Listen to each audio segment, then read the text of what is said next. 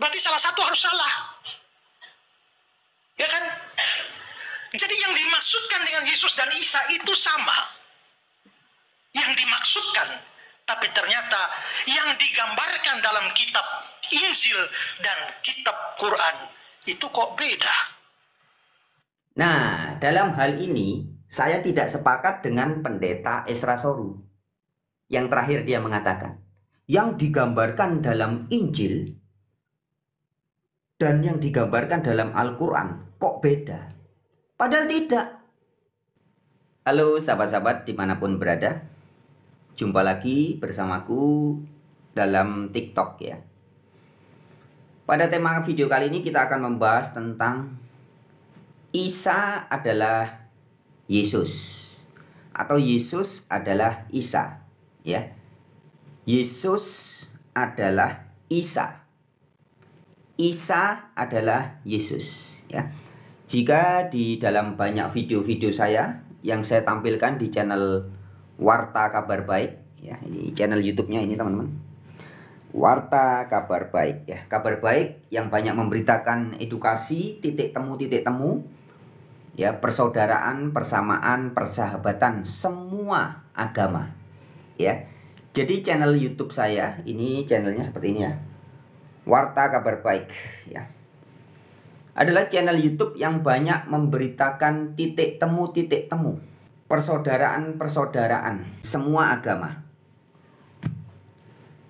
Nah, di samping saya sering memberitakan bahwa yang di dalam Alkitab atau Bible disebut sebagai YHWH atau Yod-Heh-Vav-Heh, Yehova atau Yahweh, di Perjanjian Baru disebut sebagai Allah Bapa. Sesungguhnya itulah yang di dalam kitab-kitab Hindu juga disebut sebagai Brahma atau Sang Hyang Widi atau Narayana atau Parameswara. Itu pula yang di Al-Quran disebut sebagai Al-Ilah, yang subhanahu wa ta'ala, yang maha suci dan maha tinggi.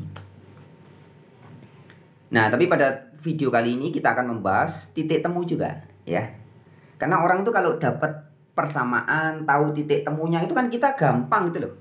Menjalin persahabatan, menjalin persaudaraan sesama anak bangsa itu lebih asik ya kalau tahu persamaannya. Terima kasih teman-teman yang sudah bergabung. Silakan kalau ada yang mau bertanya lewat komentar ya. Kita akan masuk dalam tema sebentar lagi. Bahwa Isa yang di dalam bahasa Arab disebut Isa, itulah yang di dalam bahasa Ibrani disebut sebagai Yesus. Bahasa Yunani menjadi Yesus. Bahasa Inggris jadi Jesus. Bahasa Indonesia jadi Yesus. Ya. Teman-teman, perbincangan seperti ini perlu ya. Karena visi dan misi saya adalah sebagai Warta Kabar Baik. Ya, visi misi saya adalah menyajikan titik temu, kalimatun sawa, ya, kalimat-kalimat yang sama, titik temu. Sebelum kita mulai ke tema, saya beri ilustrasi ya teman-teman. Ini ada banyak di antara teman-teman namanya sama saya beda banget ya. Nama saya Franz. Ini ada, coba saya pinjam nama ya. Ada Faktuloh, ada Dono Counter, ada Eleanor, Santoso Deso loh. Beda-beda kita namanya. Tapi apakah kita memiliki esensi yang sama? Nanti dari jenis kelamin ada yang cowok, ada yang cewek ya. Kalau yang sudah transgender nanti ada perubahan lagi. Ya. Kita memiliki banyak perbedaan. Iya betul. Ya mungkin saya lebih ganteng sedikit dari teman-teman, atau Anda lebih ganteng, lebih banyak gantengnya daripada saya ya. Ada juga yang sama seperti saya, LGBT. Nah, laki-laki ganteng banget, tatoan. Ya, mungkin Anda cowok-cowok yang punya tato. Kita adalah para LGBT ya. Laki-laki ganteng banget, tatoan. Tapi kita memiliki banyak perbedaan-perbedaan. Dari segi nama beda. Ya. Dari segi apalagi? Jenis rasnya beda. Ada yang orang Madura, ada orang China, ada yang orang Bali, ada yang orang Jawa, Ada yang orang Jepang, ada yang orang Eropa, Asia dan sebagainya, ada yang Arab ya. Tetapi dari segala perbedaan itu kita memiliki persamaan esensinya. Langsung aja saya mentok ya. Kita semua adalah energi. Ya, semua kita adalah energi. Yang dari 4 unsur alam, tanah, air, udara, matahari. Diikat oleh ether. Di Jawa sebutnya 4 saudara kandung kita, tanah, air, udara, matahari. Sedulur papat, kelimo pancer. Kalau saudara-saudara semeton-semeton di Bali nyebutnya Panca Mahabhuta. Sama kita. Ya, kita semua sama teman-teman. Bahannya ya dari itu. Bahan baku Anda dan saya yang jadi dari 4 unsur alam itu yang diikat oleh ether kemudian menjadi 7 unsur ya. Jadi tulang, sumsum, darah, daging, otot, kulit, rambut. Nah, yang sekarang jadi rambut Anda itu ya bahan dari bumi yang sama yang jadi rambut saya. Yang jadi daging, sumsum, darah kita sama dari unsur air, unsur mineral-mineral di bumi yang sama. Udara yang kita hirup unsur apanya? Oksigen. Ya. Sama dari udara yang sama. Dari unsur tanah. Mungkin Anda hobinya makan kangkung. Saya makan pisang. Pisang sama kangkung beda. Iya. Tapi sama-sama dari energi yang sama, dari unsur bumi, dari unsur tanah. Nah, jadi kalau kita membahas persamaan ini kan lebih enak teman-teman ya. Kita tidak menolak sisi-sisi perbedaan. Warna kulit, suku bangsa, ras, iya memang beda. Tapi kalau mentok kepada sumbernya, kita sama. Ya, itu contoh ya. Oke, sekarang kita masuk ke tema. Jadi gini teman-teman, ini sebenarnya melanjutkan video-video terdahulu ya. Dan juga baru-baru ini buat teman-teman yang sering menyimak debat ya. Beberapa hari yang lalu dilakukan debat antara Pendeta Esra Soru ya. Pendeta Esra Soru dengan siapa itu? Ahmad Kainama ya. Yang dimana Pendeta Esra Soru bisa memberikan banyak bukti-bukti secara tekstual, jelas, cetha welo-welo. Temanya tentang kematian, penyalipan, kematian, kebangkitan, dan keterangkatan Yesus ya. Sedangkan Ahmad Kainama tidak bisa memberikan bukti-bukti yang secara akurat ya. Dan kemudian berkembang ke pertanyaan-pertanyaan berikutnya. Nanti kita akan masuk ke situ ya. Itu baru-baru ini. Sehingga orang dengan perdebatan-perdebatan itu ingin membuat semacam pembenaran bahwa agama Kristen dan agama Islam ini pokoknya harus berbeda. Bahkan bukan hanya berbeda, tapi harus bertentangan, bahkan bermusuhan. Itu kesannya begitu ya, debat-debat yang sering terjadi di TikTok, di YouTube, dan sebagainya ya. Kemudian kita mundur lagi teman-teman. Sekitar years ago ya. 1 tahun yang lalu. Masih ingat yang videonya sempat viral itu? Elia Miron ya. Elia Miron diundang di podcastnya Dr. Richard Lee. Kemudian juga ada hubungannya dengan podcastnya Dr. Richard Lee mengundang Don Ditan ya. Koh Don Ditan itu ya.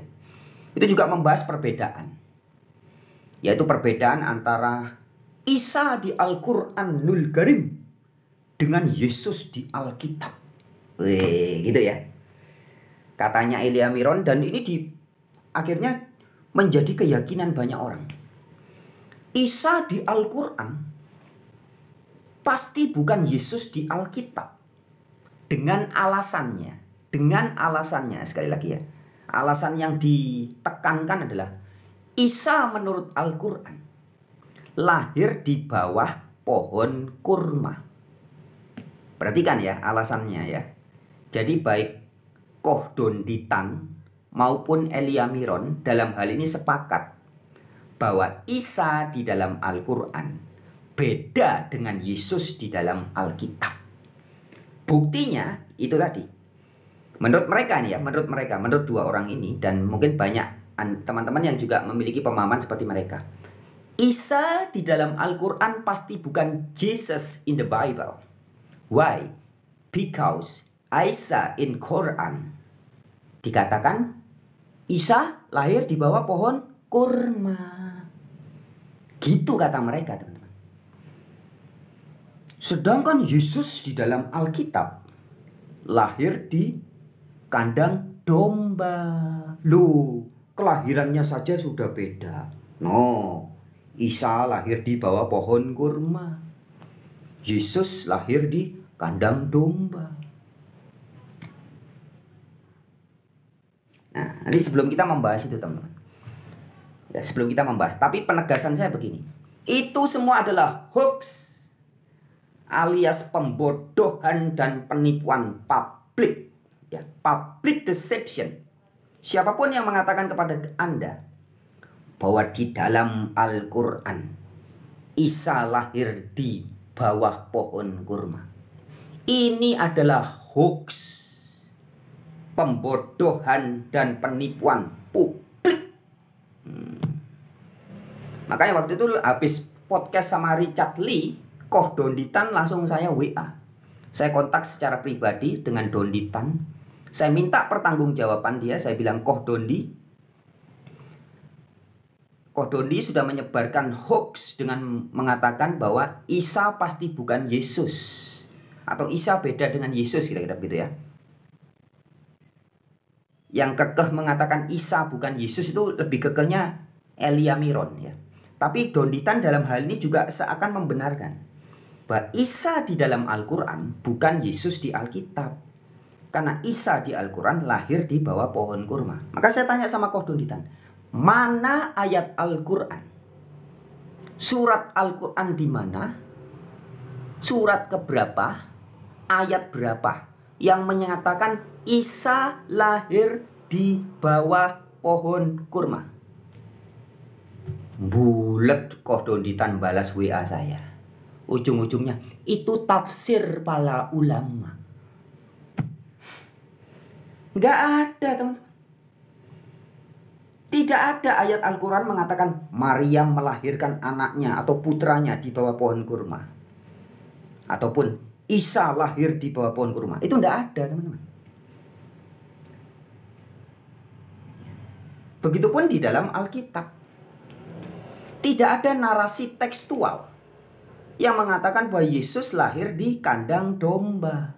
Adanya Yesus jadi narasi di Alkitab itu Yesus setelah lahir. Kemudian bayi Yesus dibaringkan di palungan. Palungan itu diduga, disinyalir ya. Ya, ini tafsiran namanya. Ditafsirkan oleh para penafsirnya. Palungan itu adanya di kandang domba. Iya, betul. Tidak apa-apa ditafsirkan begitu. Tapi tidak dikatakan di Alkitab. Yesus ketika Bunda Maryam brojol melahirkan bayinya. Itu di mana? Tidak tertulis.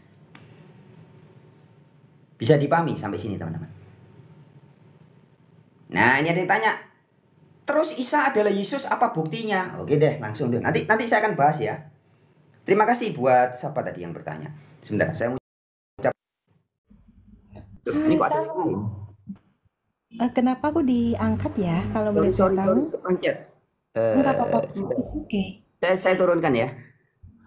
Ya. Saya tekan pesannya rasa sayang beda ini. Terus Isa adalah Yesus, apa buktinya? Kok yang kepencet ini? Gimana cara nurunkan ini?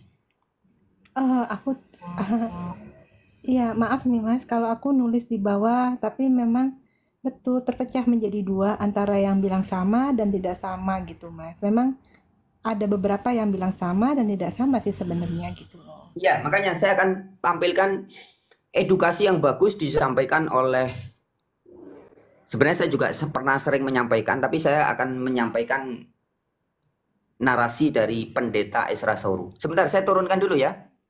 Ibu atau Mbak Yanti. Mbak Yanti gimana nih cara turunnya? Bentar, saya live aku ini terus enggak? dulu, apa-apa, oke. Aku terus Bisa dulu. terus, Sri. Terima kasih ya. Terima kasih. Oke, buat tadi siapa? rasa yang beda bertanya, terus Isa adalah Yesus, apa buktinya? Nah, ini sering saya sampaikan teman-teman. Kalau di TikTok memang mungkin cuma 1-2 kali ya. Itu pun di channel TikTok yang dulu, yang sudah hilang. Tapi kalau di YouTube saya sering banget sampaikan. Tapi pada kesempatan yang baik ini, izinkan dengan segala hormat, saya mencuplik narasi dari Pendeta Esra Soru. Bagus. Edukasi yang disampaikan Pendeta Esra Soru bagus. Makanya saya ingin berbagi ya. Pertama-tama kita ucapkan terima kasih Pak Esra Soru. Ya, dengerin baik-baik teman-teman. Bukti nyata bahwa Isa adalah Yesus. Apakah Isa dengan Yesus itu sama, Pak Pendeta? Saya kurang ngerti, tapi intinya apakah Isa dengan Yesus itu sama, Pak? Ada pandangan yang berbeda di kalangan para teolog. Ada yang bilang sama, ada yang bilang tidak sama. Saya menonton terakhir itu ada video satu orang yang diwawancara Richard Lee itu ya. Saya kira perempuan, ternyata laki-laki yang diwawancara itu. Ya, nama Elia itu loh. Banyak orang kasih tahu saya, bagus sekali. Lalu minta respon saya. Saya tidak lihat semua, tapi pas saya lihat tuh ada, apakah Yesus dan Isa sama? Dia bilang nggak sama dong. Yesus kan lahirnya di kandang, itu lahirnya di bawah pohon korma. Ya, lalu menunjukkan sejumlah perbedaan antara Isa dan Yesus. Kesimpulannya, Yesus dengan Isa itu adalah pribadi berbeda, orang yang tidak sama. Tapi oke ya, nanti sebentar lagi saya akan sajikan teman-teman bukti-bukti yang disampaikan Pendeta Esra Soru bahwa Isa adalah Yesus. Tapi sebelumnya dengan segala hormat izinkan saya membahas yang tadi ya. Argumentasi yang disampaikan oleh Elia Miron maupun Don Ditan ketika kekeh mengatakan bahwa Isa bukan Yesus, salah satunya adalah itu, bahwa di dalam Al-Quran Isa lahir di bawah pohon kurma. Perhatikan teman-teman ya. Jadi argumentasinya begini, serapuh ini, perhatikan baik-baik ya. Di dalam Alkitab Yesus lahir di kandang domba.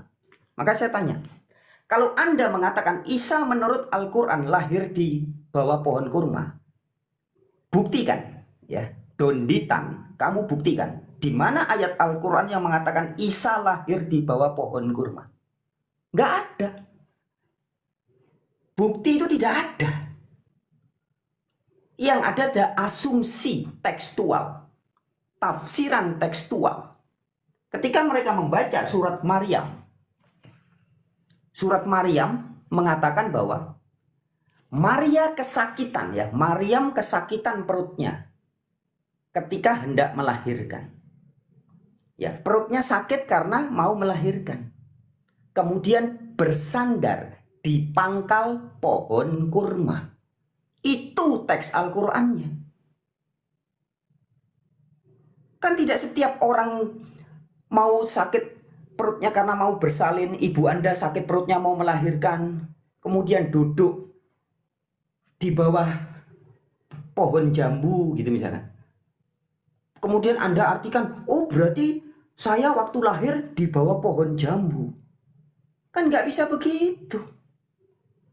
Jadi harus bisa dibedakan teman-teman, antara tekstual, narasi tekstual dengan narasi tafsiran atau asumtif. Ya. Begitupun di dalam Bible. When said that Jesus was born, nggak dikatakan Yesus lahir di kandang domba. Tapi bayi Yesus setelah sudah lahir dibaringkan di palungan. Ya. Anda bisa pergi ke rumah sakit, bayi-bayi yang baru dilahirkan ditidurkan di tempat-tempat bayi-bayi, tempat tidur bayi. Apakah berarti ibunya waktu melahirkan di situ juga? Kan enggak. Bisa ya, bisa tidak. Gitu loh. Jadi jangan tafsiran asumsi dengan tafsiran asumsi kemudian dibenturkan. Saya kasih ilustrasi ini. Ini kisah nyata. Mantan istri saya dulu waktu hamil besar mau melahirkan anak saya. Anak kita ya. Bukan anak kita sebenarnya. Anak alam semesta. yang dipercaya oleh semesta, lahir melalui perantaraan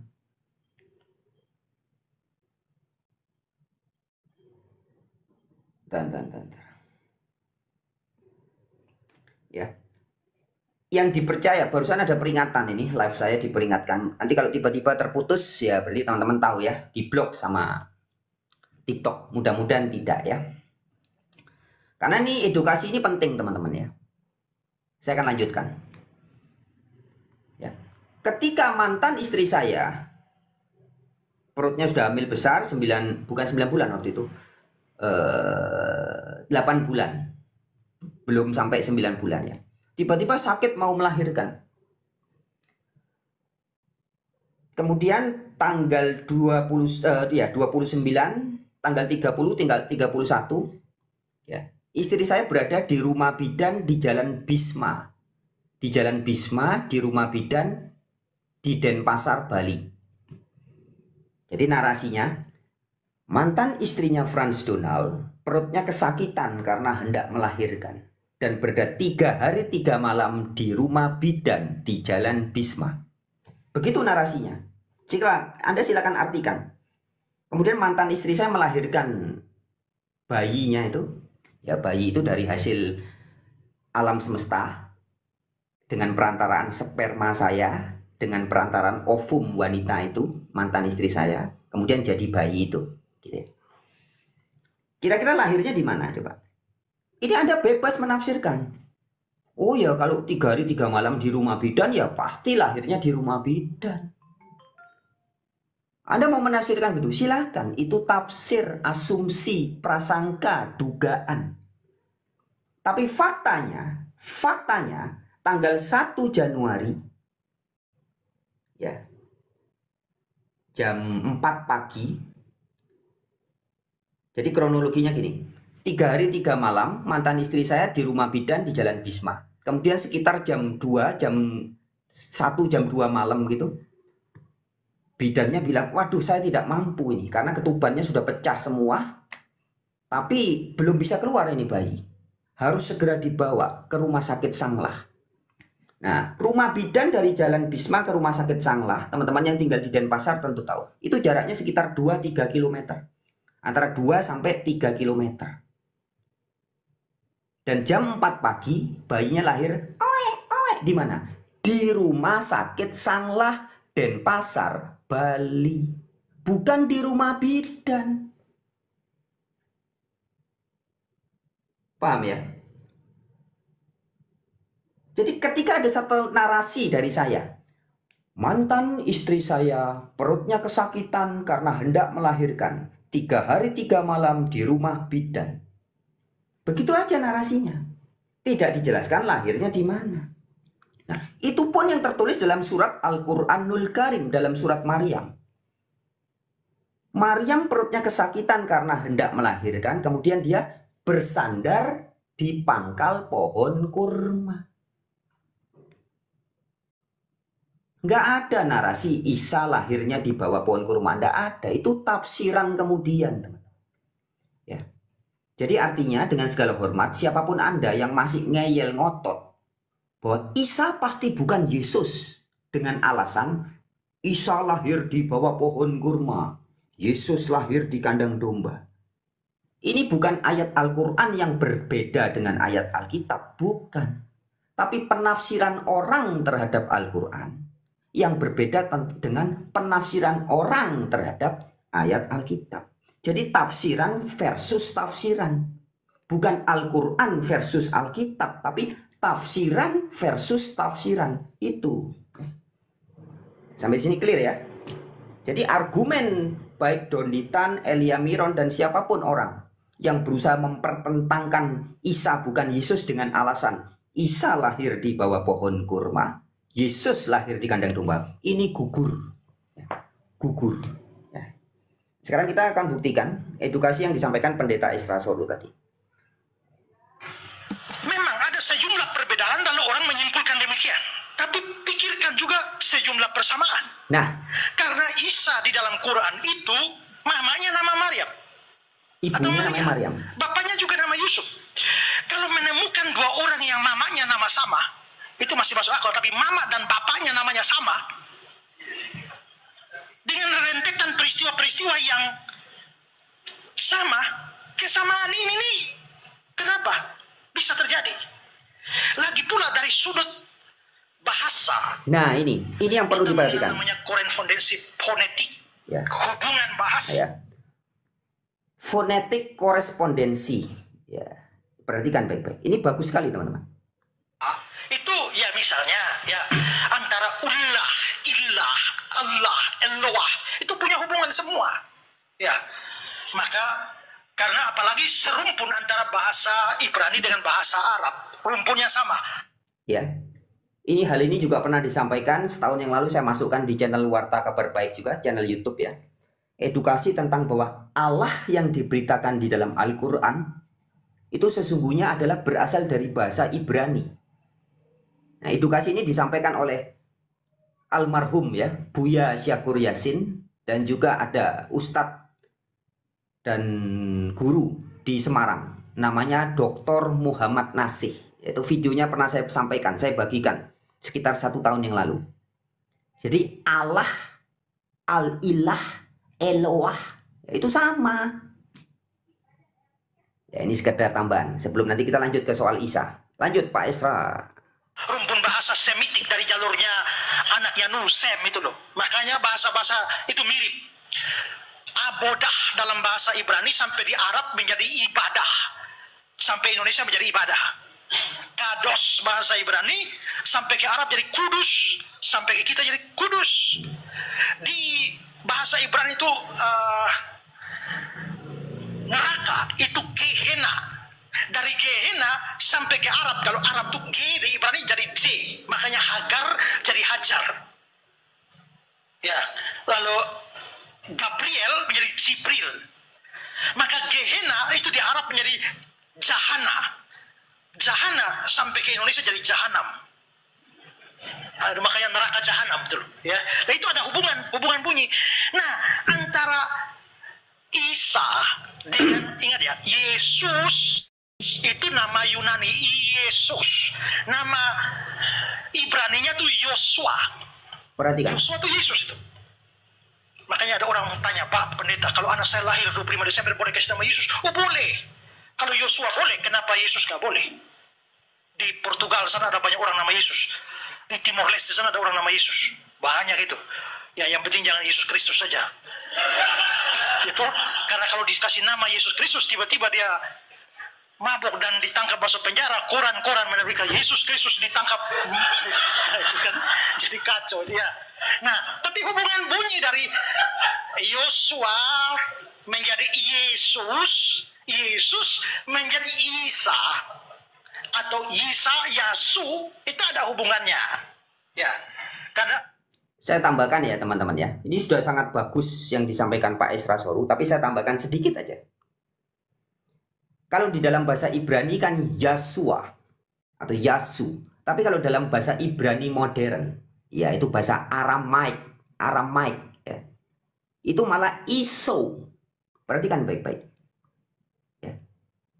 Yasu, Yasua, Yehosua, ya. Nah, dalam bahasa Ibrani modern atau Aramaik itu Iso. Perhatikan. Huruf atau vokal O ke dalam bahasa Arab. Ya, jadi Ibrani, Aramaik dengan Arab ini kan satu rumpun. Ya, ibaratnya kalau Indonesia dengan Jawa gitu ya. Jowo jadinya Jawa. Ya, Jowo jadi Jawa. Nah, Ibrani atau Aramaik dengan Arab ini, Iso, itulah ke dalam bahasa Arab, vokal O-nya menjadi A. Isa. Masih ingat beberapa tahun yang lalu kasus siapa namanya?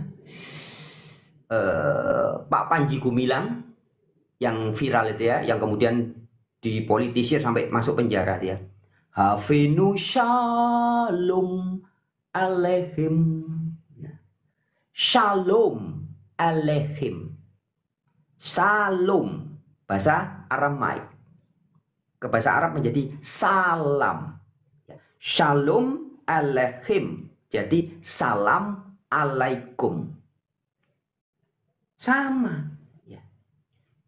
Salam jadi salam. Iso jadi isa. Nah ini tambahan aja. Jadi jelas. Ini hanya perbedaan phonetic correspondence. Artinya perubahan bunyi. Itu seperti kalau di Jawa ada hono coroko. Kalau di Bali jadinya apa? Ane carake. Kalau bahasa Indonesia jadi hana caraka. Sama, hanya beda phonetic correspondence-nya saja. Oke, kita lanjut Pak Isra. Yosua itu bisa Hosea, Isaya. Itu menjadi Isa. Sementara kata Al-Masih, itu Al itu kata sandang dalam bahasa Arab. Masih itu sama dengan bahasa Ibrani, Masiah. Yang dalam Yunani menjadi Mesias. Dalam Yunani itu Kristus. Sehingga Yosua, Hamasyah, Ha itu kata sandang bahasa Ibrani. Yosua Hamasyah itu sama dengan Yesus Kristus, sama dengan Isa Al-Masih. Itu sama itu. Tapi kenapa kisahnya berbeda? Satu lahir di sini, satu lahir di sini. Perhatikan. Kita harus bisa bedakan antara kesamaan bahasa dengan kesamaan teologis. Kalau secara bahasa sama, yang dimaksudkan sama, tapi secara teologis itu menjadi berbeda. Sekarang misalnya gini loh. Nih, contohnya bagus teman. Perhatikan ya, Pak Isra ini ngasih ilustrasi, ngasih analogi. Bagus analoginya. Perhatikan baik-baik. Iya, ngajar di GSJS. Saudara semua lihat saya ngajar, dan saudara tahu postur saya seperti apa.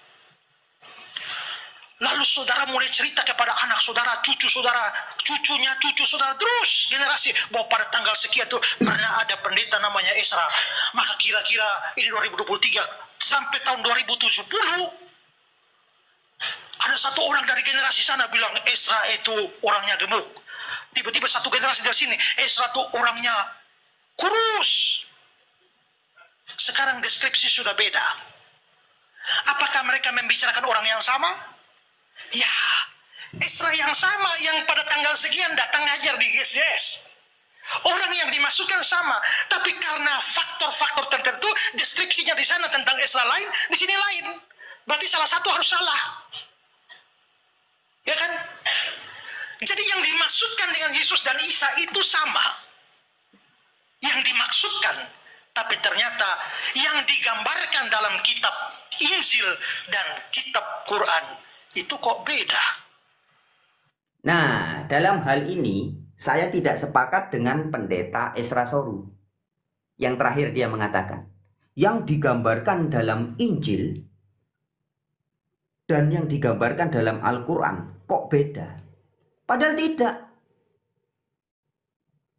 Yang beda itu bukan teks Injil dengan teks Al-Quran, tetapi penafsiran, asumsi orang yang membaca Injil. Ya, di Injil dikatakan Yesus setelah lahir bayinya dibaringkan di palungan. Oleh orang-orang diartikan, oh berarti lahirnya di kandang domba. Ya, itu bukan teks Alkitab. Itu asumsi teologis, tafsiran.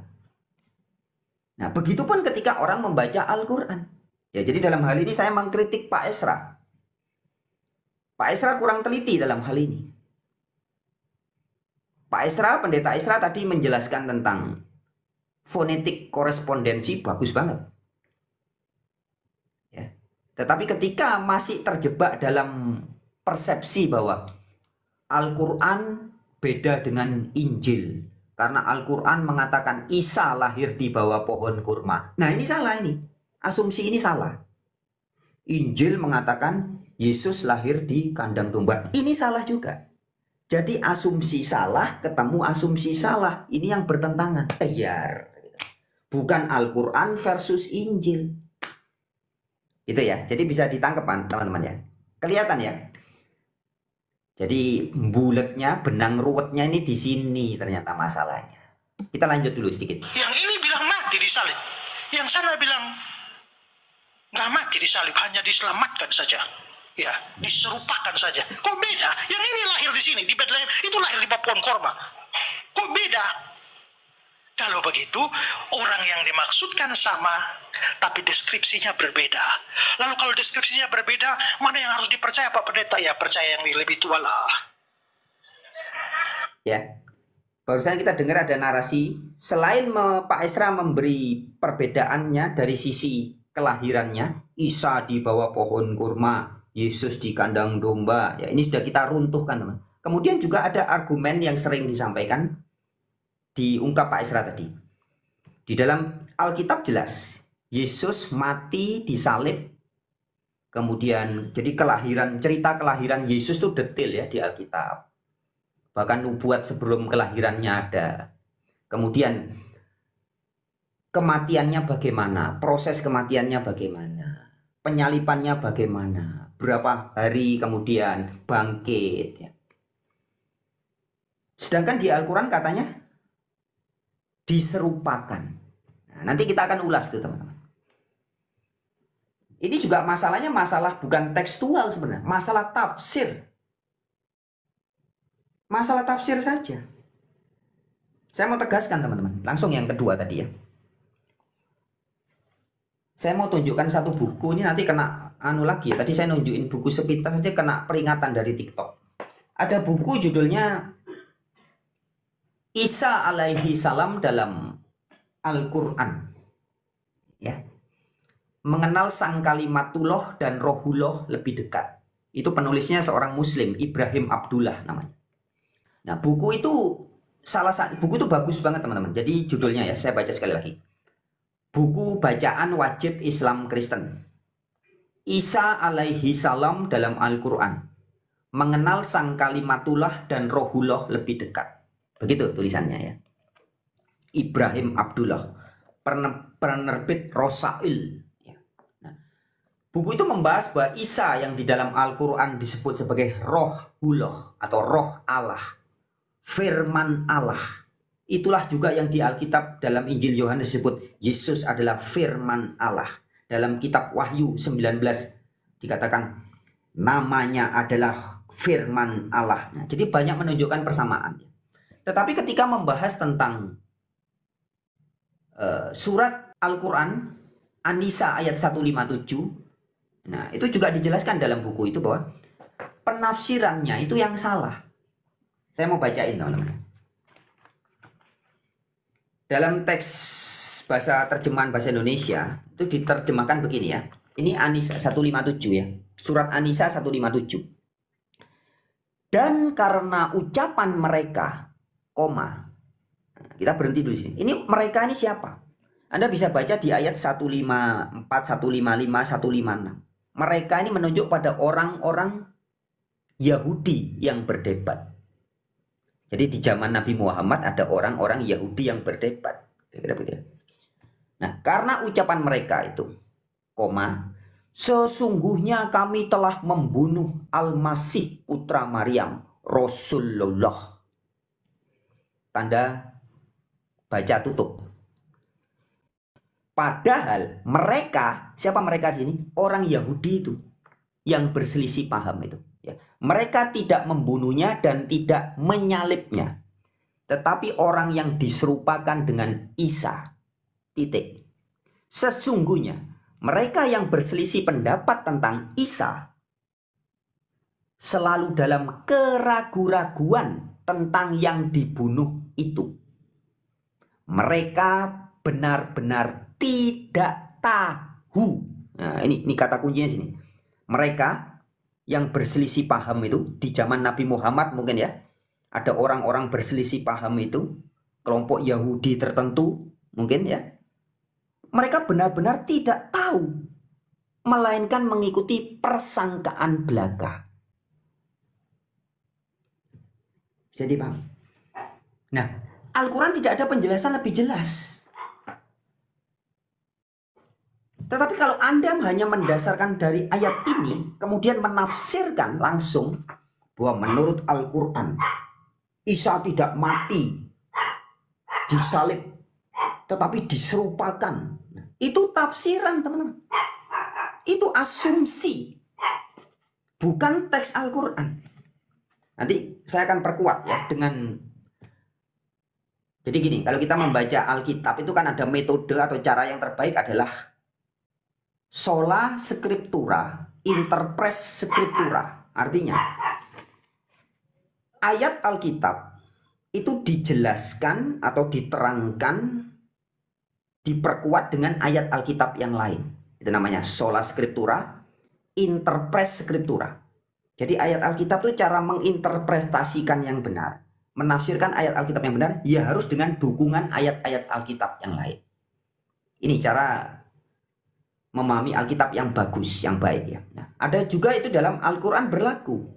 Istilahnya Quran bil Al-Quran. Jadi teks Quran harus diperkuat, diperjelas dengan ayat Quran juga. Sekarang kita kembali ke tadi. Di dalam surat An-Nisa ayat 157 dikatakan ada orang-orang yang berselisih paham. Terus bagaimana kematian yang benar? Nah, ini kata kuncinya teman-teman. Al-Quran itu tidak menjelaskan secara detail. Tetapi kalau Anda membaca Al-Quran di dalam surat ketiga, di dalam surat ketiga, juga di dalam surat kelima, di dalam surat Maryam juga ya, surat Maryam ayat 33, surat 19 ya. Jadi di Al-Quran surat ketiga, ayat 55, tegas dikatakan bahwa Isa mati.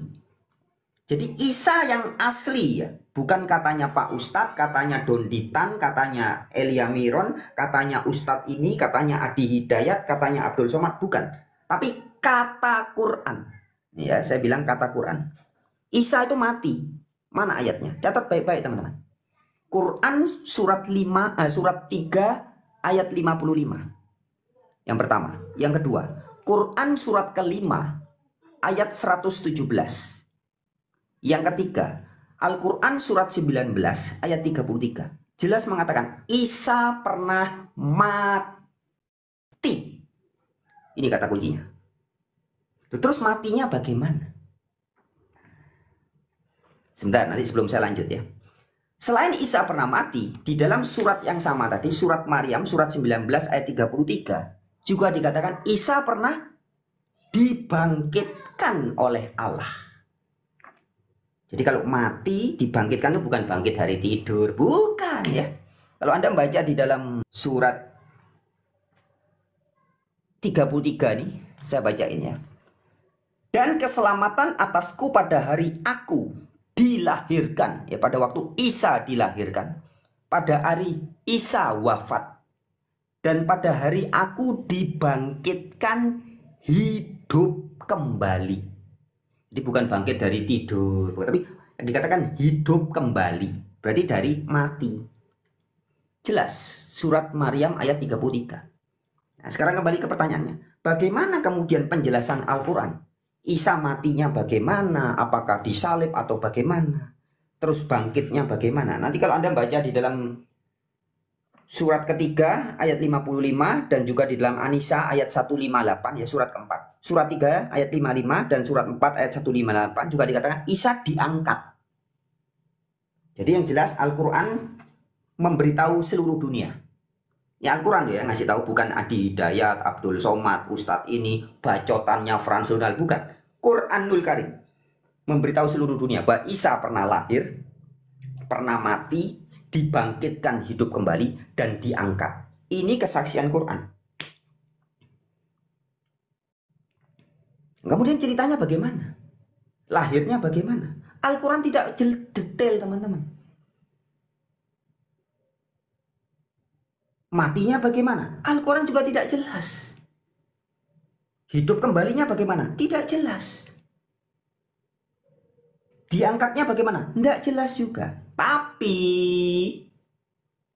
Al-Quranul Karim atau Al-Quran yang mulia sudah memberi petunjuk yang jelas, las. Ada dua ayat yang teman-teman harus perhatikan. Dicatat teman-teman ya. Ayat yang pertama, surat ke-10, surat Yunus ayat 94.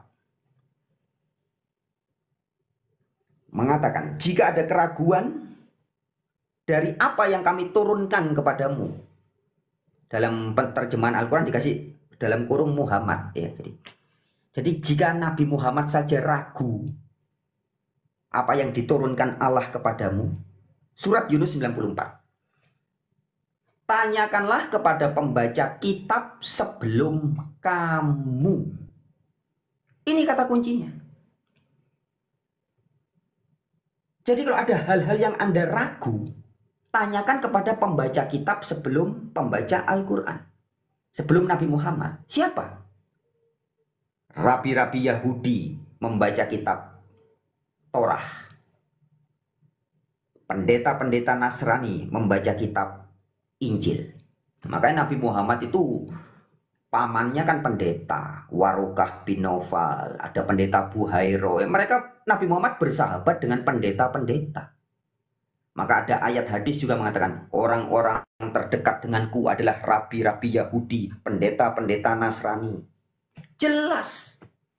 Bahkan istrinya Nabi Muhammad ada yang dari Yahudi, ada yang dari Nasrani. Nah, itu ayat yang pertama ya. Yunus 94. Ini kata kuncinya. Jadi kalau Anda membaca Al-Quran, surat apapun, ayat apapun, konteks apapun, Anda kemudian bingung dan ragu. Kata kuncinya apa? Yunus 94. Surat ke-10 ayat 94. Tanyakanlah kepada pembaca kitab sebelum kamu. Kalau tidak bingung nanti Anda. Isa lahirnya bagaimana ya? Loh, nggak jelas di Al-Quran. Tapi ada petunjuk Yunus 94. Isa matinya bagaimana ya? Nggak dijelaskan oleh Al-Quran. Sudah ada Taurat dan Injil. Nah, jadi kata kunci yang kedua, baca surat Al-Maidah ayat 46. Di dalam Al-Maidah 46 ditegaskan, sesungguhnya di dalam Taurat dan Injil ada cahaya dan petunjuk dari Allah bagi orang-orang yang bertakwa. Ya, Al-Maidah 46. Dan di ayat 48-nya dikatakan, dan Allah menjaganya. Jadi Taurat dan Injil yang dijaga oleh Allah itu, menurut Al-Maidah 46, ya, di dalam Taurat dan Injil ada cahaya dan petunjuk bagi orang-orang yang bertakwa.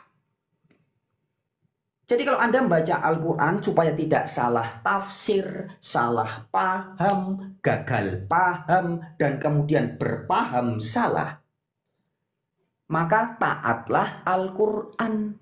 Surat Yunus ayat 94, surat Al-Maidah ayat 46. Coba saya kasih contoh ya. Nanti kita akan kembali ke soal kematian, kelahiran, kebangkitan, keterangkatan Yesus atau Isa. Tapi saya kasih contoh teman. Ada banyak contohnya. Mau bahas soal surga, neraka. Nah, salah satunya tentang siapa anak Ibrahim yang akan dikorbankan. Sampai sekarang di dunia ulama, ustadz itu kan masih debat. Ada banyak ustadz ulama yang yakin anak yang akan dikorbankan adalah Ishak. Karena terbukti ini. Tulisan-tulisan yang dekat dengan zaman Nabi Muhammad itu yakin, ulama-ulama yakin anak yang akan dikorbankan adalah Ishak.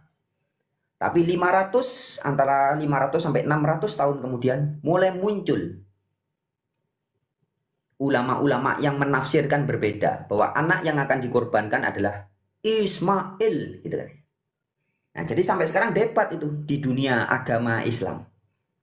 Ada kelompok kayak Guru Gembul, Buya Syakur, Guntur Romli. Ya, ini orang-orang ini paham betul bahwa anak yang akan dikorbankan, suka ini, Mun'im Siri juga ya, bahwa anak yang akan dikorbankan adalah pasti Ishak. Tapi ada kelompok-kelompok seperti Adi Hidayat dan konco-konconya itu yakin anak itu Ismail. Bagaimana supaya mereka tidak terus-menerus berdebat? Taatlah Yunus 94. Kalau ada keraguan, tanyakan kepada pembaca kitab sebelum kamu. Makanya tanya, pendeta-pendeta Nasrani, pembaca Injil. Hai rabi-rabi Yahudi, pembaca Taurat. Siapa anak Ibrahim yang akan dikorbankan? Ditunjukkan ayatnya. Di Taurat ada berulang kali. Ya, di kitab Perjanjian Baru juga ada berulang kali. Bukan satu kali, dua kali. Berulang kali disebut nama anak itu adalah Ishak. Jelas. Ya, jadi kalau Anda membaca Al-Quran tanpa cahaya dan petunjuk dari Taurat dan Injil, ya jadinya begitu. Salah paham, gagal paham, kemudian menciptakan paham-paham yang salah. Bicara soal surga, nanti jadinya surga tempat pesta wi-wi. Nah, itu akibat baca Quran tanpa cahaya dan petunjuk. Kemudian sebagian ustadz bilang, kami pakai cahaya toh, pakai petunjuk. Petunjuknya adalah hadits. Hadits Ibnu, hadits Muslim, hadits Bukhari, hadits ini. Di Al-Quran tidak ada dibilang, teman-teman. Kalau Anda membaca kitab ini ada keraguan, tanyakanlah kepada penulis hadits yang akan muncul 300 tahun lagi, 400 tahun lagi. Enggak. Ya. Kalau pembaca Quran bingung, kamu disuruh tanya kepada pembaca kitab sebelumnya. Lah, enggak mau tanya. Malu bertanya, apa peribahasanya? Sesat di jalan. Nah, bisa dipahami ya teman. Jadi membaca Quran itu harus pakai cahaya dan petunjuk. Nah, petunjuknya bukan hadits. Petunjuknya menurut surat 10, surat Yunus ayat 94. Petunjuk membaca Quran adalah Taurat dan Injil. Al-Maidah 46 tadi. Di dalam Injil dan Taurat ada cahaya dan petunjuk. Ya, sekarang kita kembali ke kasus soal kematian Yesus. Anda mau tahu kematian Isa? Bagaimana? Al-Quran cuma memberitahu dalam surat Maryam. Isa pernah lahir. Bagaimana kelahirannya? Baca dong di Taurat dan Injil. Isa pernah mati. Bagaimana kematiannya? Baca dong di Taurat dan Injil. Isa katanya pernah dibangkitkan. Gimana proses dibangkitkan? Baca dong di Injil. Jelas ada pauannya ayatnya. Detail. Isa juga katanya menurut Quran ini, Isa pernah diangkat oleh Allah. Bagaimana diangkatnya? Jangan menghayal, jangan berasumsi. Tanya sama Adi Hidayat, tanya sama Dul Somad. Ngawur nanti jadinya.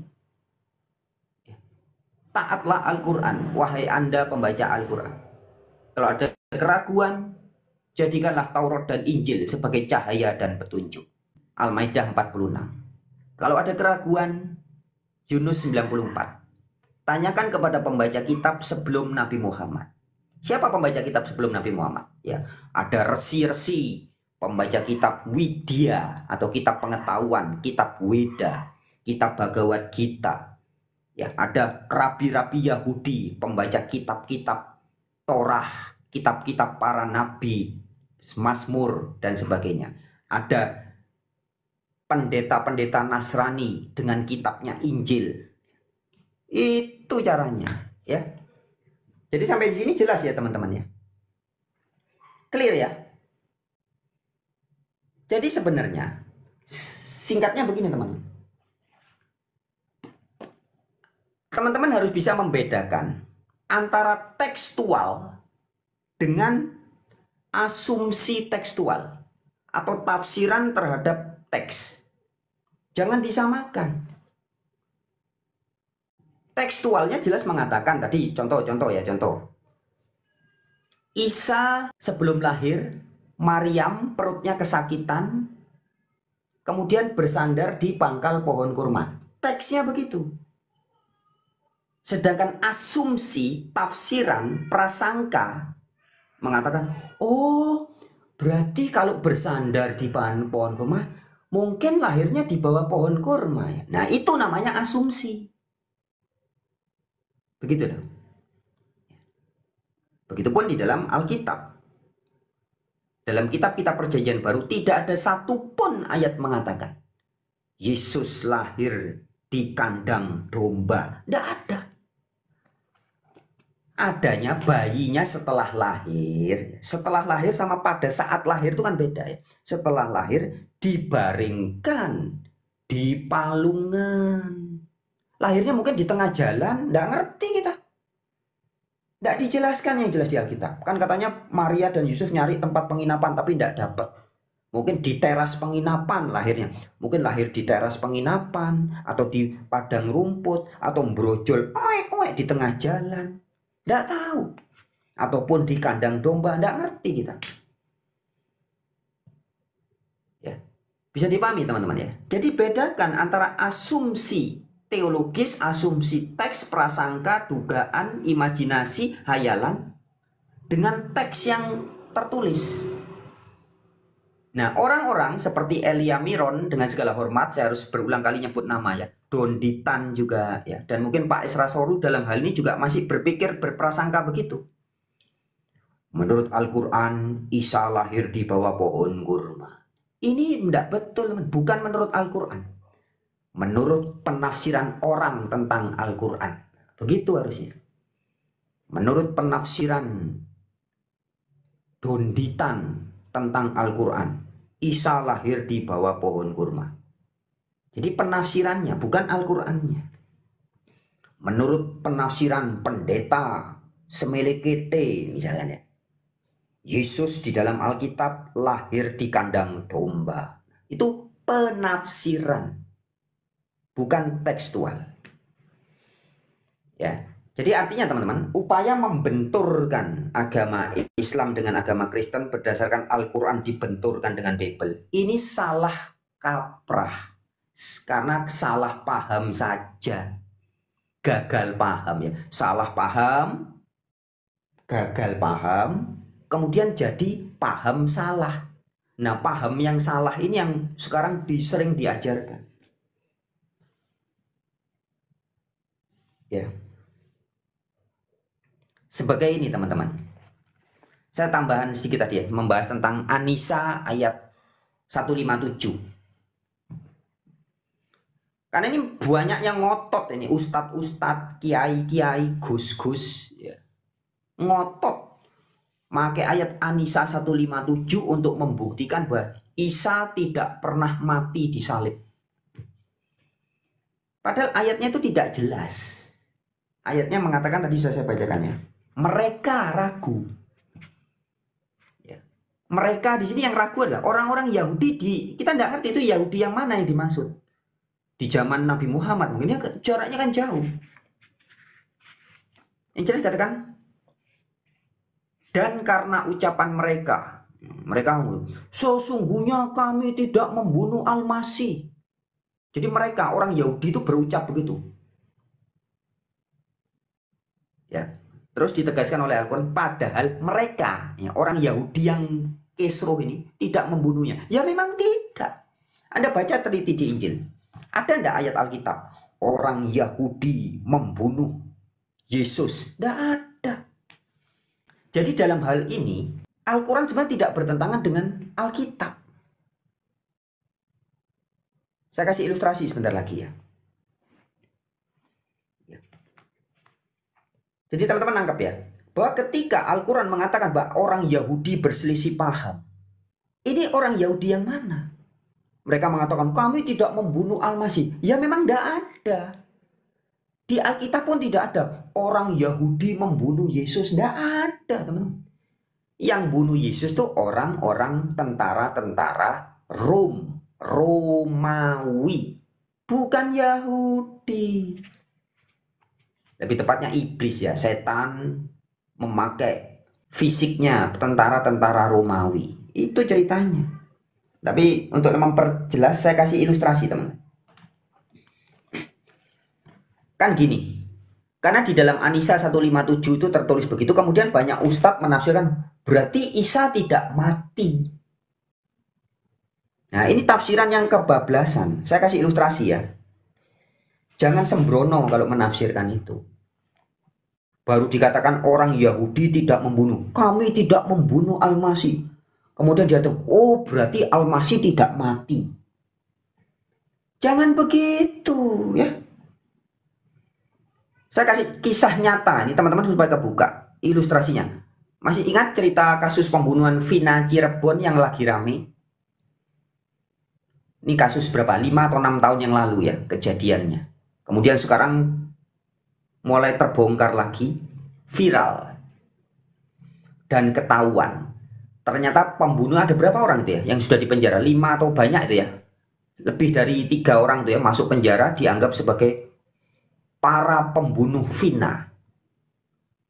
Ternyata ketahuan. Mereka yang sekarang dipenjara dan sebagian sudah bebas tuh bukan pembunuh Vina. Betul, bukan. Bukan pembunuh Vina. Tapi apa? Oh, karena mereka bukan pembunuh Vina, berarti Vina tidak mati. Kan tidak bisa begitu cara menafsirkannya. Faktanya Vina mati. Tapi yang bunuh bukan mereka yang selama ini dituduh sebagai pembunuh, sekarang dipenjara dan sebagian sudah bebas. Bukan itu, iya bukan. Tapi tidak mengubah fakta bahwa oh berarti Vina tidak mati. Mungkin dia nyamar sekarang. Bukan, Vinanya tetap mati. Siapa yang bunuh? Belum ketahuan alias tidak tahu. Bisa dipahami teman-teman? Jadi ketika surat An-Nisa 157 mengatakan mereka orang Yahudi berselisih paham, ada yang bilang kami tidak membunuhnya. Iya, bukan berarti karena dikatakan di ayat itu orang Yahudi tidak membunuhnya. Bukan berarti Isa tidak mati. Kalau Isa tidak mati, bagaimana dengan ayat An-Nisa 158-nya dikatakan? Sesungguhnya inilah perkataan yang benar yang mereka berselisih paham. Apa dikatakan? Keselamatan dilimpahkan kepada Isa ketika lahir, ketika mati, ketika dibangkitkan hidup kembali. Loh, jelas kan? Jadi baca ayat itu jangan dipotong 157 tapi tidak baca 155, 156-nya, tidak dibaca juga ayat 158-nya. Dibaca cuman ayat 157 kemudian ditafsirkan sakar udele dewe. Ya. Jangan gitu ya Pak Ustadz. Oke teman-teman, cukup jelas ya. Nah, jadi yang saya sampaikan ini adalah sebagai sebuah bentuk semangat teman-teman. Kita tuh mencari titik temu persamaan. Supaya tahu selama ini tuh yang membuat perpecahan, perbedaan itu sebenarnya hanya tafsiran-tafsiran orang yang belum paham saja. Tadi saya pinjam beberapa nama. Tadi saya minta maaf tadi yang kepencet sama Mbak Yanti, Mbak Yanti Dwi ya, cewek ya. Masih dengerin nggak ini? Nah ini TY, ada komentarnya TY. Yang membunuh Yesus orang Romawi. Nah itu menurut cerita di Alkitab. Ada dibaca lagi. Lebih detailnya bagaimana nih kronologinya. Eksekutor pembunuhnya orang Romawi. Sebelumnya ada proses nih. Dari desakan dari iblis melalui siapa? Yudas. Loh, itu ada ceritanya juga kan. Maka detail di Alkitab tuh detail proses kelahirannya Yesus bagaimana. Pengajaran-pengajarannya, mujizat-mujizatnya. Inti kabar baik Injilnya itu seperti apa. Ya, kemudian pengajaran-pengajaran, kemudian penderitaannya ya, sebelum mati dia matinya kan secara via dolorosa dengan penderitaan-penderitaan bagaimana sampai kemudian matinya bagaimana, matinya berapa lama, dibangkitkannya bagaimana, kemudian setelah itu berapa puluh hari kemudian terangkat bagaimana, itu jelas di Alkitab. Jadi seperti itu yang terjadi teman-teman ya. Nah kalau Anda bisa memahami uraian yang saya sampaikan tadi dengan teliti, Anda bisa melihat persamaan-persamaan. Ya, belum nanti kalau kita bahas tentang fakta-fakta Quran dan hadits yang begitu jelas mengatakan bahwa Isa menurut Quran adalah kalimatullah, firman Allah. Loh, ini ada ayat Qurannya. Isa menurut Alkitab atau Yesus ya. Yesus menurut Alkitab disebut juga firman Allah. Loh, sama ternyata.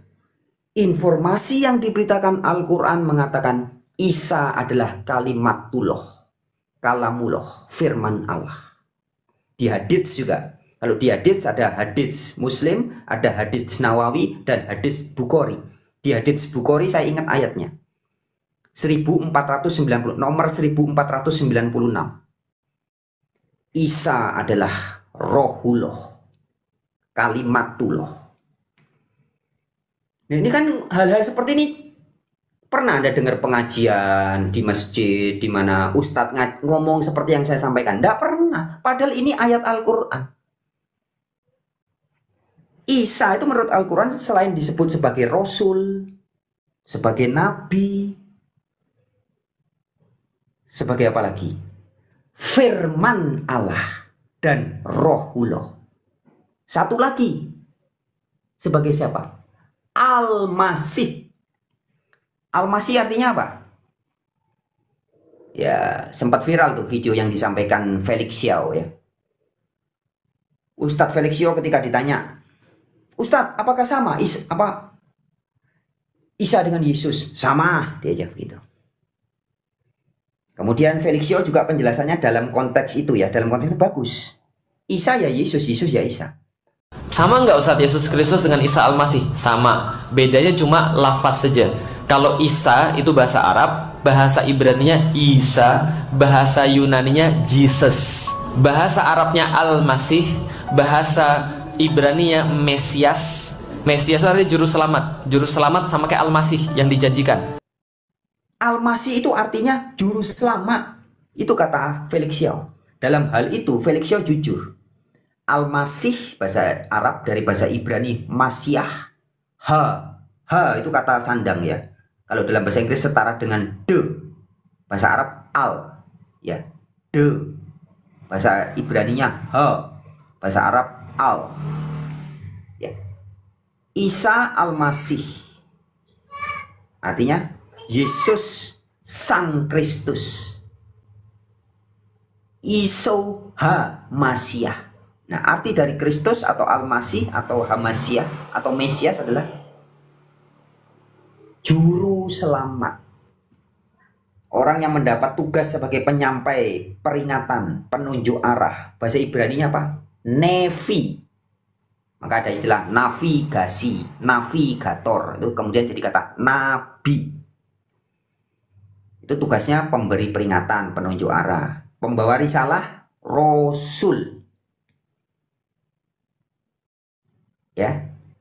Kemudian kalau tugasnya juru selamat apa? Al-Masih. Jadi kan jelas. Kalau Anda memahami kata Al-Masihnya sudah benar artinya Al-Masih juru selamat. Berarti Anda membaca Al-Quran ada banyak ayat nyebut Isa Al-Masih, yaitu artinya Isa Sang Juru Selamat. Loh gitu loh. Jadi Nabi Muhammad itu percaya, bahkan bukan cuma percaya, memberitakan bahwa Yesus adalah Kristus atau Isa Sang Juru Selamat.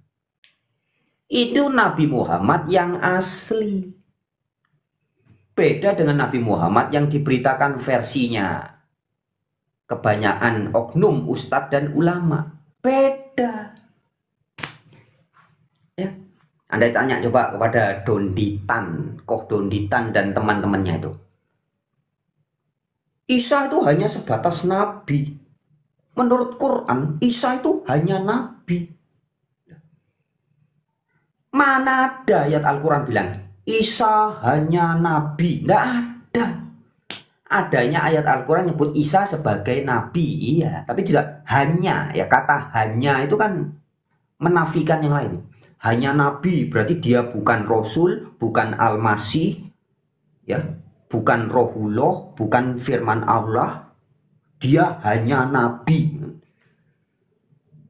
Itu dogma teman-teman, bukan teks Quran, bukan teks hadits. Sedangkan Quran begitu jelas, cetha welo-welo, menegaskan bahwa Isa itu adalah juru selamat alias Al-Masih. Isa adalah firman Allah. Isa adalah Rohullah. Ini ayat tertulis. Anda mau mengartikan, oh tapi Rohullah itu artinya begini, benar, itu sudah tafsir. Yang jelas teks tertulisnya di Al-Quran, Isa disebut Rohullah. Anda mau mengartikan roh Allah sebagai apa, itu beda lagi. Itu sudah ranahnya tafsir.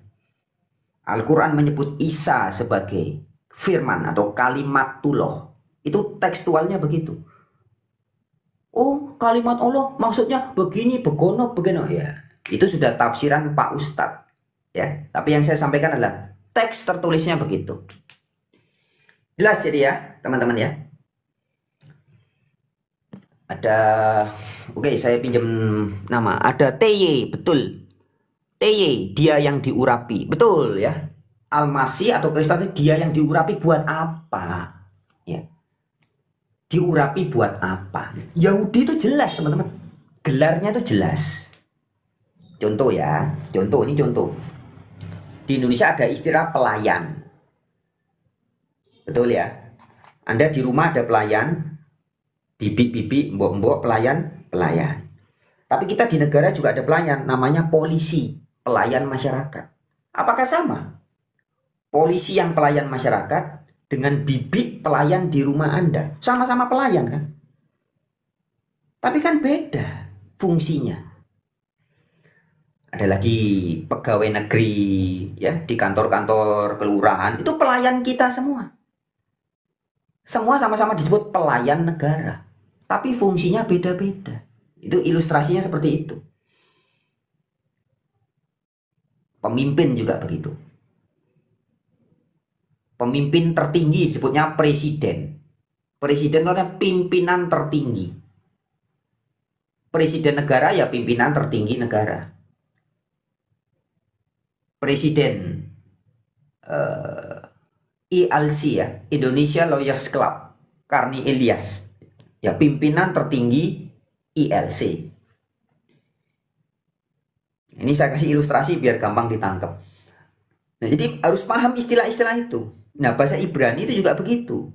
Nabi itu artinya apa? Semua itu utusan Allah. Al-Masih utusan Allah. Iya. Rasul juga utusan Allah. Tapi fungsinya beda. Rasul penyampai risalah. Sama-sama utusan, sama-sama pembantu ini. Tapi fungsi-fungsinya beda. Nah, Yesus itu punya jabatan merangkap. Kalau Anda baca di Alkitab juga Yesus disebut sebagai imam besar. Yesus selain sebagai Rasul, sebagai imam besar, sebagai nabi dari Nazaret. Ya, ini ayat Alkitab semua. Yesus juga sebagai Al-Masih atau Juru Selamat atau Kristus, Hamasiah. Nah, jadi jangan dipelintir begitu loh. Sampaikanlah kebenaran itu utuh. Jangan ada yang dikurangi. Kemudian Tere. Oke, saya pinjam nama Tere ya. Saya kasih ilustrasi tadi biar nggak lupa. TY, sorry, bukan Tere. TY ya. Nggak tahu ini cowok apa cewek. Mas Bro TY atau Mbak Sis nih. Kemudian ada Daniel, siapa ini? Daniel Jarwo. Ada juga Ari Kahar ya. Saya pinjam nama ya. Ari Kahar, Daniel Jarwo. Kemudian TY ya. Anda dan saya yang saya sebutkan namanya ada persamaan enggak sama saya? Nah, supaya kita bisa hidup betul-betul berkeluarga, menyadari kita berasal dari asal yang sama. Kita cari perbedaan, pertentangannya atau persamaannya. Pasti persamaannya dong, ya. Jadi dalam hal ini teman-teman, saya tidak sedang membela agama merek Kristen dan agama merek Islam, enggak. Tapi saya sedang menempatkan pada posisi yang tepat. Karena terus terang, guru-guru dari agama merek Kristen dan guru-guru agama merek Islam, ini banyak yang sama-sama ngawur. Contohnya itu tadi, baik guru-guru agama Kristen tertentu ya, kelompok Kristen tertentu berusaha mempertentangkan terus-terusan. Contohnya ya Elia Miron. Elia Miron itu sebenarnya victim, korban juga ya dari guru-gurunya. Berusaha mempertentangkan. Ya. Begitupun dalam ustadz-ustadz tertentu ya, berusaha mempertentangkan. Artinya bertentangan itu imajinasi mereka, persepsi mereka dengan persepsi mereka. Bukan teks Alkitab, bukan teks Al-Qur'annya. Begitu ya. Nah, saya mengajak sahabat-sahabat, coba kita ngapain sih cari-cari terus permusuhan, pertentangan, perbedaan. Kita asalnya sama, sumbernya sama. Ada yang membaca Al-Quran maupun Alkitab kan jelas. Allah sumber segala sesuatu kalau Al-Quran. Kalau Alkitab, 1 Korintus 8 ayat 6. Bagi kita hanya ada satu Allah, yaitu Bapa, yang daripadanya berasal segala sesuatu. Kita berasal dari Allah yang sama. Di perjanjian baru disebut Allah Bapa. Di perjanjian lama disebut Sang Maha Ada atau Aku Ada yang Aku Ada ya, YHWH. Di Hindu disebutnya apa? Ketika mencipta Sang Maha itu bergelar Brahma. Ketika memelihara kita setiap hari dia bergelar Wisnu. Ketika mengelebur atau mengembalikan dia bergelar Siwa. Itulah yang di Alkitab juga disebut El Shaddai, El Elyon, El Gibor, apa? Elohim, ya. Yahweh, Allah Bapa. Sama. Itu pula yang di Al-Quran disebut sebagai Allah dengan 99 nama, 99 sebutan. Kalau Anda baca Al-Quran dengan teliti, ya itu jelas teman-teman. Allah yang diberitakan di zaman Nabi Muhammad yang dimaksud oleh Al-Quranul Karim itu jelas adalah Yahweh. Buktinya Yunus 90. Ya tadi Yunus 94, sekarang Yunus 90. Surat ke-10 ayat 90. Tidak ada Tuhan yang benar selain Tuhannya Israel. Itu bunyinya Yunus 90.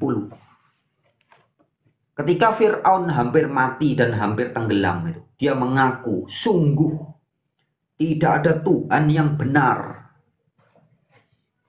selain Tuhannya Israel. Apalagi kalau Anda membaca ayat-ayat yang lain, jelas Israel dalam Al-Quran dikatakan adalah bangsa pilihan Allah. Israel diberi keunggulan lebih dari segala umat. Itu kata Quran. Loh, di Injil juga ada ya. Di Perjanjian Baru juga ada. Ada kan? Israel dilebihkan dari segala bangsa. Katanya gitu. Ini kata Alkitab itu loh ya. Al-Quran juga bilangnya gitu. Teman-teman yang belum tahu ayat Qurannya, saya kasih tempe. Saya kasih tahu ya. Di dalam Al-Quran dikatakan Israel dilebihkan. Di mana ayatnya? Israel dilebihkan dari segala umat. Itu ada di surat kedua. Ayat 47 dan ayat 122. Dicatat teman-teman ya.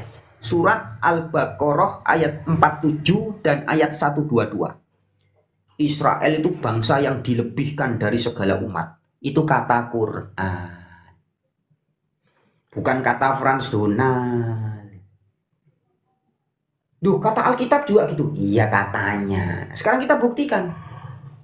Kebenaran itu harus bisa dibuktikan.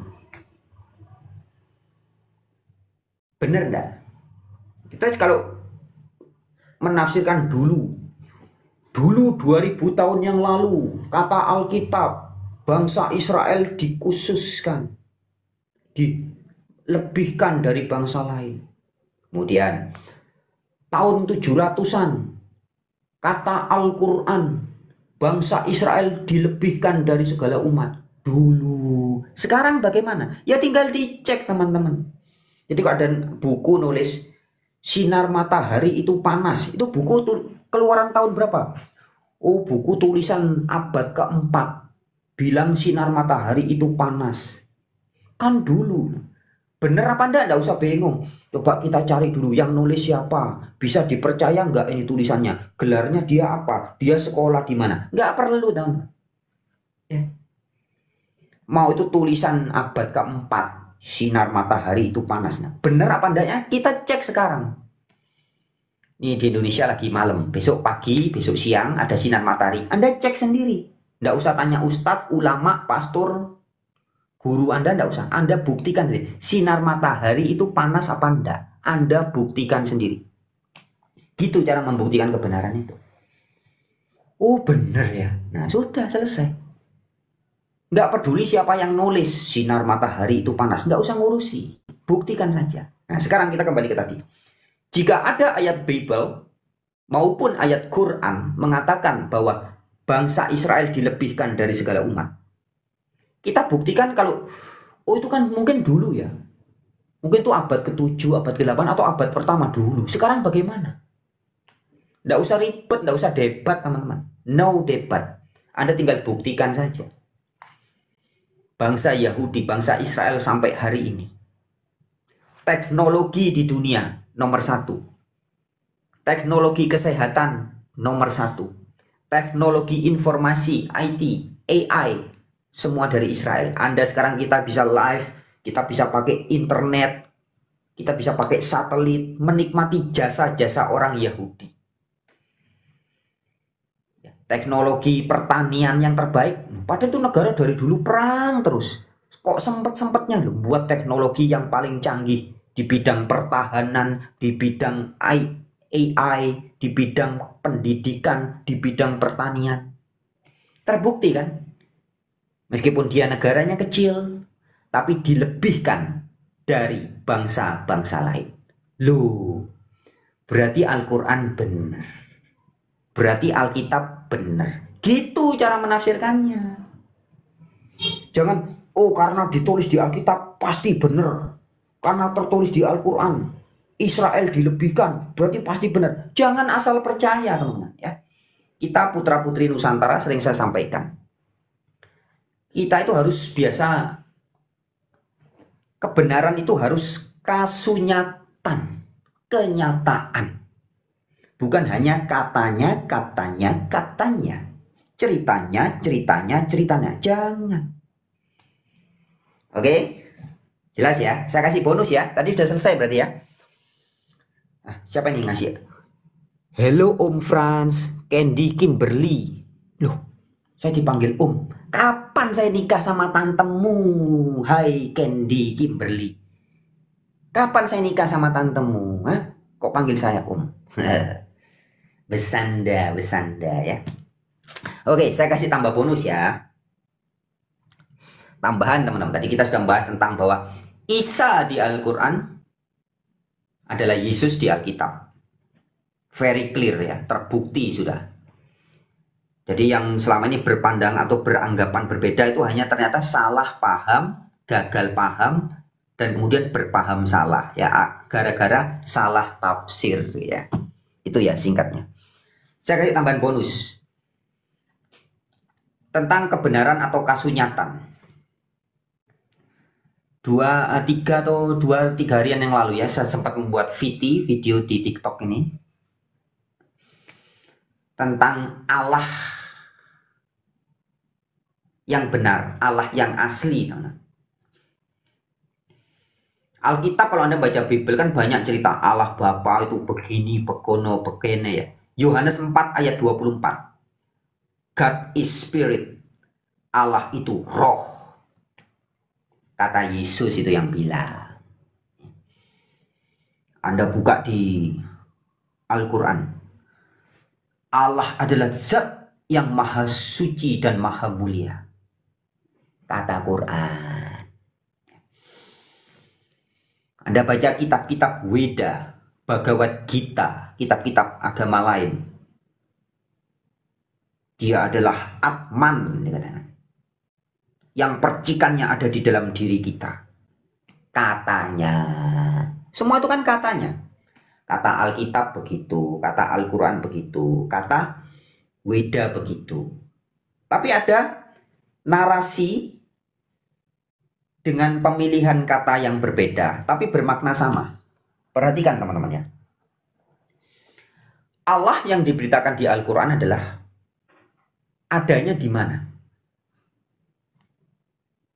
God is omnipresent. Ya, Allah itu maha present, maha hadir, maha ada.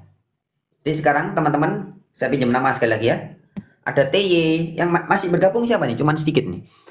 Ada TY, ada Candy Kimberly, kemudian tadi ada beberapa orang yang lain juga. Ari Kahar ya, ada Daniel Jarwo dan sebagainya ya.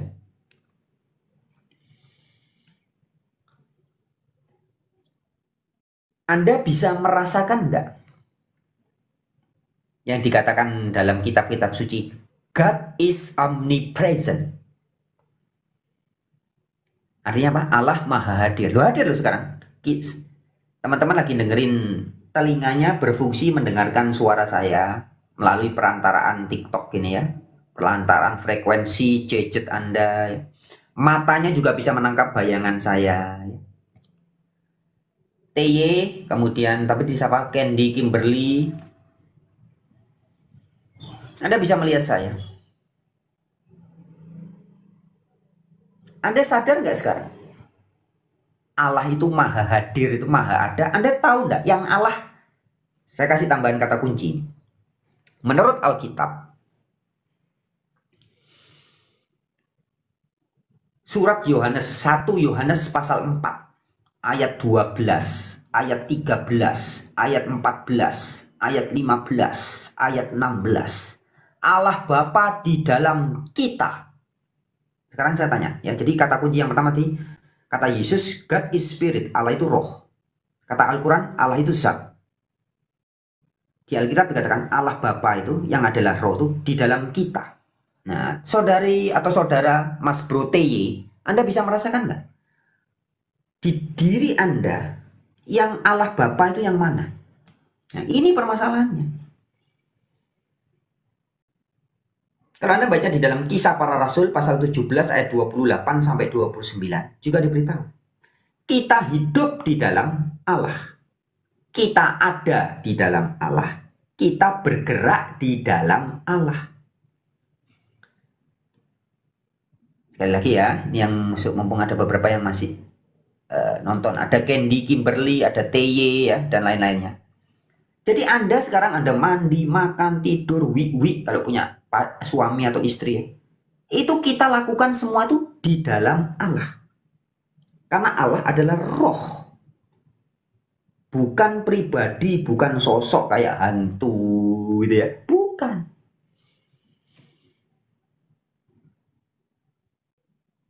Ya. Makna yang sama diberikan oleh Al-Quran. Narasi pemilihan katanya berbeda, tapi maknanya sama teman. Sekali lagi ya. Jika di Kisah 17 ayat 28, sebentar saya sambil ngambil minum ya.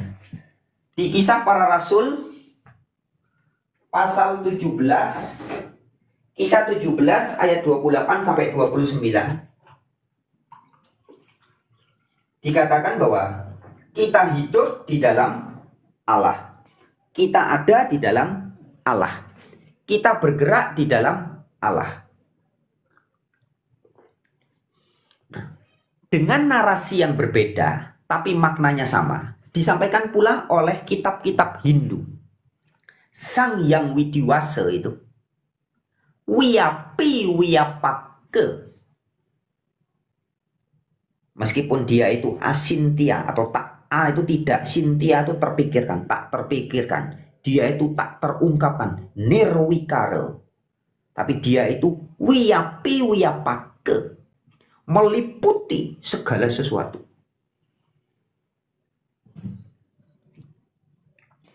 Nah, di Al-Quran juga disampaikan yang disebut sebagai zat Allah itu maha meliputi segala sesuatu.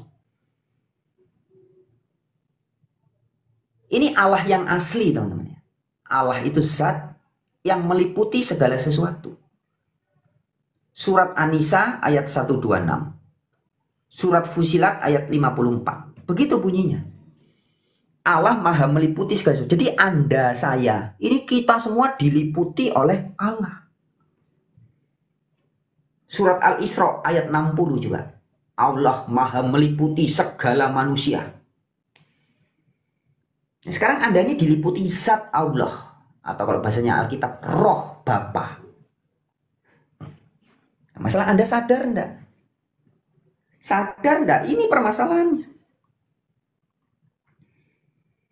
Surat Qaf, surat 50 ayat 16. Al-Quran mengatakan, Allah lebih dekat dari urat leher kita. Kalau orang-orang Jawa nyebutnya juga ya. Adoh tanpa wewangun, cedak tanpa senggolan. Jadi menyatu dengan kita.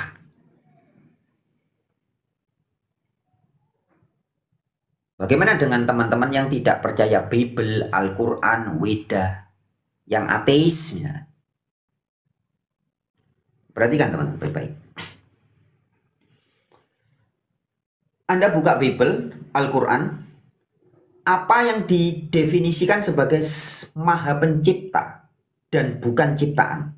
Jadi yang disebut sebagai dengan istilah Elohah atau Elohim atau Theos atau Allah Bapa atau Allah Subhanahu wa Ta'ala ya. Ini adalah bukan ciptaan. Ini yang disajikan dalam kitab-kitab itu. Taurat, kitab para nabi, Mazmur, Injil, Al-Quran. Beritanya sama. Dialah sang pencipta, sumber segala sesuatu. Dia bukan ciptaan. Nah sekarang saya tanya kepada orang-orang yang tidak percaya Bible, nggak percaya Al-Quran atau tidak beragama. Orang-orang yang belajar sains. Apa di alam semesta ini yang bukan ciptaan? Apa di alam semesta ini, di jagat raya ini yang bukan ciptaan? Apa? Itulah yang diistilahkan sebagai energi. Ya. Maka ada hukum kekekalan energi. Ingat pelajaran SD ini. SD, kalau zaman saya dulu SD, SMP ya, enggak tahu mungkin sekarang TK sudah diajari ya. Energi adalah bukan ciptaan, tidak dapat diciptakan dan tidak dapat dimusnahkan. Bisanya berubah-ubah wujud, berubah bentuk. Itulah energi. Nah, jadi dalam dunia sains yang bukan ciptaan tapi sumber segala sesuatu disebutnya energi. Istilahnya energi. Inilah yang di Alkitab disebut sebagai Sang Maha Ada atau YHWH, Allah Bapa. Yang di Al-Quran disebut sebagai Allah Subhanahu wa Ta'ala. Ya energi ini. Allah itu roh. Allah itu energi. Ini tambahan informasi ya teman-teman. Nah kalau orang memahami ini enak. Mau ngomong Anda mau pakai kitab apapun nyambung. Bahkan pakai sains nyambung. Dan harus bisa dibuktikan. Kita ini semua berasal dari energi. Sebelum jadi diri Anda, sebelum jadi diri saya, sebelum jadi tulang, sumsum, darah, daging, otot, kulit, rambut. Kita berasal dari 4 unsur alam yang diikat oleh ether. Di Jawa sebutnya 4 saudara kandung kita, sedulur papat, kelimo pancer. Kalau di Bali sebutnya panca mahabuta. Ya, inilah energi. Maka tadi ada yang ngejek saya ya. Ketika saya, kalau teman-teman baca deskripsi kan saya menyebut diri saya sebagai keturunan Allah. Itu ada ayatnya Alkitab teman-teman ya. Kisah Para Rasul pasal 17 ayat 28 sampai 29. Kita ini ya, jadi Anda semua, siapapun Anda, baik yang sudah sadar maupun belum sadar, kita adalah keturunan Allah. Mana ayatnya? Kisah 17 ayat 28 sampai 29. Itu kan kata Alkitab. Lah harus bisa dibuktikan dong. Jangan kayak Bahar Semit, Rizik Sihab, klan Ba'alawi. Ayo buktikan ngaku keturunan Nabi, tes DNA. Nggak berani, nggak berani, nggak berani. Jangan. Sebagian ada kayak Habib Jafar Hussein Assegaf. Akhirnya tes DNA beneran. Dulu 3, 4, 5 tahun yang lalu bilang, Ana ini ada keturunan adalah Rasul. Tapi setelah tahun kemarin tes DNA ternyata, oh iya bukan. Ternyata tidak ada keturunan. Jelas jadi ngaku keturunan Rasul itu harus jelas. Nggak bisa terbukti, ya berarti omon-omon doang, hoax. Begitupun, jika Bible mengatakan Anda dan saya adalah keturunan Allah, ini harus jelas teman-teman. Allah itu apa? Wujudnya apa? Maka kita bisa sebut keturunan Allah. Ini harus jelas. Nah, sering saya sampaikan di channel Warta Kabar Baik ya, channel YouTube ini ya. Warta Kabar Baik. Nanti kalau kurang jelas teman-teman bisa mampir ke channel Warta Kabar Baik. Tapi pada kesempatan yang baik ini saya coba jelaskan lagi sedikit dengan bahasa yang sesederhana mungkin ya. Jadi Allah yang di Al-Quran disebut sebagai zat, di Alkitab disebut sebagai spirit atau roh, di dalam dunia sains disebut sebagai energi. Inilah sumber asal-usul kita. Yang sekarang jadi tulang, sumsum, darah, daging, otot, kulit, rambut kita. Itu tadinya berasal dari energi. Ibu, bapak makan apa? Tanyain sebelum jadi sperma, sebelum jadi ovum, sebelum jadi jigot, sebelum jadi janin Anda, janin saya, kemudian jadi bayi lahir, oek. Dari mana? Dari 4 unsur alam. Jelas ya, tanah, air, udara. Ini kan energi semua. Nah, kita adalah keturunan Sang Maha Energi. Kita energi yang berasal dari Sang Maha Energi. Simpelnya begitu. Jadi jelas. Bisa dibuktikan? Sangat bisa. Anda tiap hari nafas, bukan setiap hari ya, setiap saat bahan baku kita dari udara. Kita keturunan udara, betul? Betul. Buktinya ya setiap hari, setiap saat ada udara di tubuh kita. Anda keturunan air, betul? Betul. Buktinya detik ini saat ini ada air. Konon menurut para ahli biologi, ada lebih dari 70% tubuh kita mengandung air. Berarti Anda dan saya keturunan air? Ya iyalah. Bisa dibuktikan saat ini sekarang. Bukan menghayal katanya. Enggak. Jelas ya teman-teman ya. Anda dan saya keturunan dari matahari, dari Hawa. Betul-betul. Buktinya tiap hari Anda makan dari hasil fotosintesa. Ya baik sudah jadi padi, jadi jagung, jadi kedelai, jadi pohon, jadi buah, jadi sayuran. Kan dari matahari semua. Sari-sari matahari, tanah, air, udara. Yang sekarang jadi diri kita. Kita ini keturunan alam semesta. Sang Maha Energi. Yang di Alkitab disebut Allah Bapa. Di Al-Quran disebut Allah Subhanahu wa Ta'ala. Gitu jadi teman-teman ya. Allah Maha meliputi segala manusia. Kata Quran. Allah besertamu dimanapun kamu berada. Surat Al-Hadid, surat 57 ayat 4. Allah besertamu dimanapun kamu berada. Surat 58 ayat 7 juga bunyinya. Allah beserta kita dimanapun kita berada. Inilah yang di dalam bahasa Ibrani disebut Immanuel. Allah beserta kita. Ya, Immanuel. Jadi ngomong kalau ada dengar pendeta, pastor, romo Anda khotbah, Immanuel, itu harus jelas. Jangan cuma omon-omon. Katanya Allah beserta kita. Loh, terus yang Allah bagian diri saya yang Allah ini yang mana? Nah, itu harus jelas. Ya. Karena Allah itu maha ada, maha hadir. Selalu ada, tidak pernah tidak ada. Jadi perlu enggak Anda mencari Allah? Enggak perlu. Yang perlu adalah menyadari.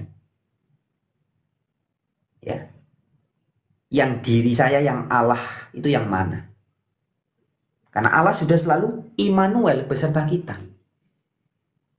Jadi kalau ada orang bilang, ayo masuk gereja kami, masuk organisasi kami, masuk agama kami. Ini agama kami jalan menuju Allah. Itu sudah pasti agama palsu, teman-teman. Ajaran sesat. Karena Allah yang asli atau Sang Maha Ada, Sang Maha Energi ini selalu ada.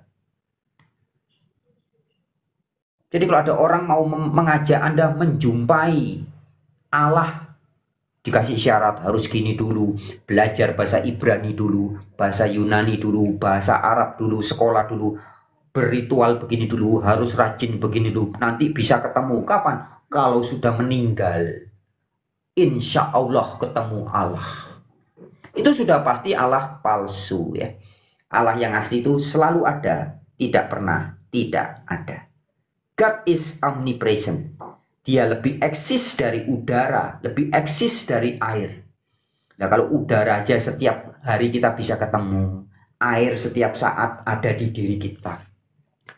Padahal air dan udara kan tidak maha ada.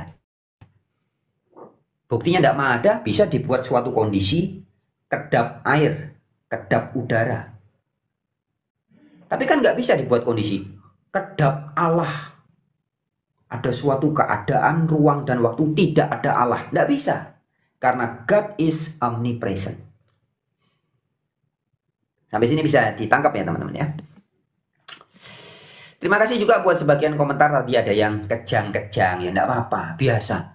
Anda tuh kejang-kejang karena egonya belum sadar.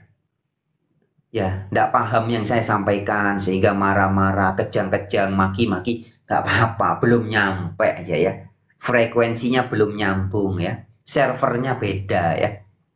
Yang saya bicarakan adalah kedamaian, spirit saya adalah membahas titik temu, persaudaraan ya. Tapi Anda maunya kan permusuhan, pertentangan, perbedaan ya.